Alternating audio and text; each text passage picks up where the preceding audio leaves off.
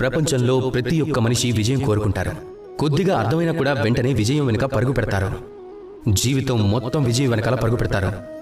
కానీ ఈ విజయం ఎలా దక్కుతుంది? ప్రవర్తన, మోసంతోనా, బలంతోనా, లేక ధనంతోనా? దురదృష్టం కారణంగానా? విజయం అలా దొరకదు. విజయం ఎలా దొరుకుతుంది అంటే ఎప్పుడైతే మీరు అపజయం నుంచి నేర్చుకోవడం మొదలు పెడతారో. అపజయం నుంచి నేర్చుకోవటం ఎంతో ముఖ్యమైనది. జరిగిన తప్పుల నుంచి నేర్చుకోవటం చాలా ముఖ్యం. ఒకవేళ మీరు అపజయం అంటే భయపడి దాని నుంచి దూరంగా పారిపోతే గనుక అప్పుడు జీవితంలో ఎప్పుడు ముందుకు వెళ్ళలేరు. అపజయం ఎందుకు వస్తుంది అంటే అది మీకు నేర్పించడానికి, విజయాన్ని ఎలా దక్కించుకోవాలి అని. అపజయాన్ని స్వాగతించండి, దాని నుంచి నేర్చుకోండి. అప్పుడు ఖచ్చితంగా విజయం మీ పనుల్లో ఉంటుంది. ఇక మీరు నాతో ఆనందంగా పలకండి, రాధాకృష్ణ.